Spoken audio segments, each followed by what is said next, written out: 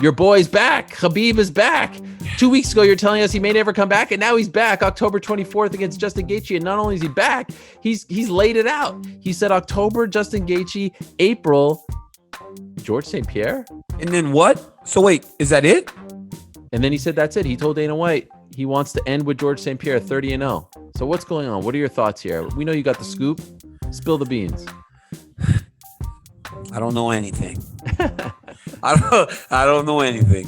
They muzzled you? You know, he's gonna fight, ready to go. I mean, Javier's on his way to Russia after my fight's done. Jav's going out there to train him and get him ready. You know, this dude. So no AKA this time. Well, the gym's all messed up, right? And can they even get into the country to train here? You know, it's a mess. You know, it's better for him to be training in Russia, and he'll be fine. You know, he knows how to train. Everybody's making changes, but it feels good to know that the champ's coming back and he's excited. You know, I've been talking to him. Dude's getting ready. He's always training, but more concerned about how things are going here for us. You know, as he starts to get himself ready for his fight. But it's massive. I think this is a very dangerous fight. This is the most dangerous fight in the division. And I'm excited that he's going to be back sooner than later to defend his championship. Are you surprised that he's coming back in October? Well, yeah, you know, because, you know, I thought he would be a little bit longer. But the reality is, you know, we find motivation in different ways. Maybe he wants to honor his father through performance. You know, you watch, like we talked about, you know, you watch his dad's reaction to him beating Dustin Poirier. It was like he was filled with joy, and he can go and represent and honor his father's memory by going out there and competing. It's a big thing. I'm happy for him. I always call him my champion, our champion, you know, because he's the only champ at AKA right now, you know. So we're excited that our champion gets to go fight again. Massive fight. I you know, people mistake this for disrespect, but it's not. I've called Khabib the most dominant fighter in the history of the sport, certainly the history of the UFC. 20-0, 12-0 inside the octagon. Only lost one round officially. That was round 3 to Conor McGregor, of course. But I think Justin Gaethje, this version of Justin Gaethje, will be his toughest test to date, considering his wrestling, his takedown defense, and considering his striking and how hard he hits. If Justin Gaethje is on point, I'm not ultimately saying Justin wins because I have that much respect for Khabib the fighter, but I think he will give Khabib the most fits. And if he could somehow, and I know it's like an impossible thing, but somehow keep this fight standing, look out. Yeah, good luck with that. Like, there's not a person.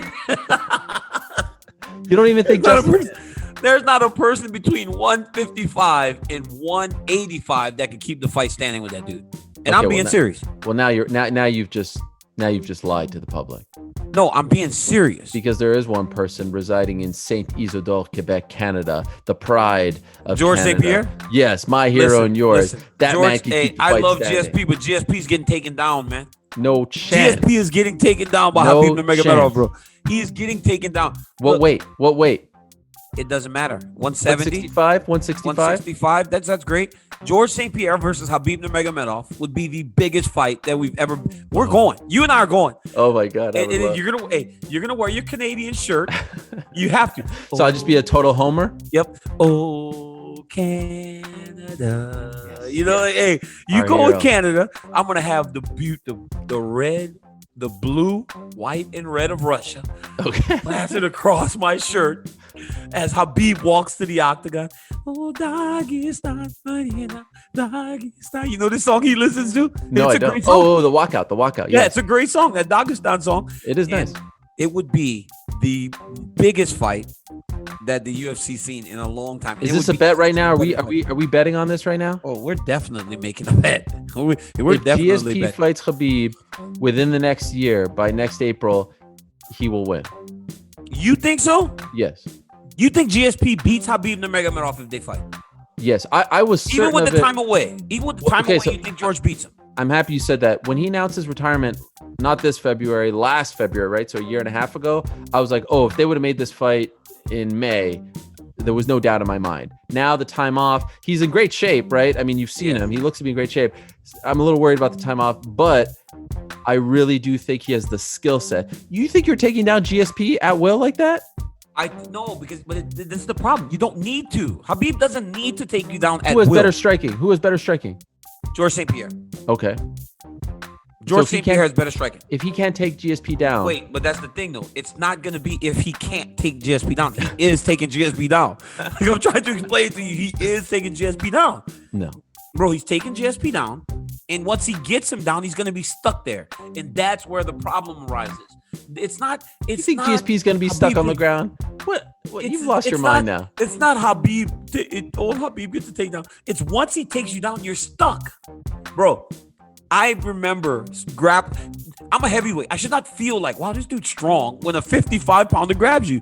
I remember being on the bottom of him, and I'm like, there's a video out, and I was like, okay, I'm getting up now, right? Because I was just like, I'm just gonna get up. I'm just gonna explode and get up. But then he was holding me there. So I had to try like really, really hard to get away from the dude. That should not be the case.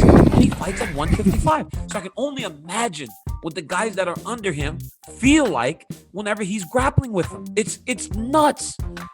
You heard Dustin Poirier. He goes, I can't get him off of me. He's like, I can't get him off of me once he gets me down. Bro, he's so strong. It's crazy. Do you want to see him versus Manny Pacquiao? I want to see him fight. I just want to see Conor McGregor fight. Do you care about that fight? I just want to.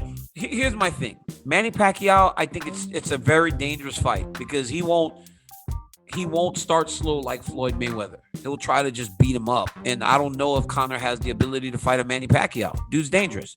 The point is, do you even care to see Conor box anymore? Like we saw it once. I want to see Conor fight in the octagon.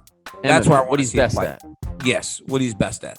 We all respect the star power to go to boxing and sell a ton of pay-per-view, but I want to see him fight where he's good at, where he's the best, and that's in mixed martial arts.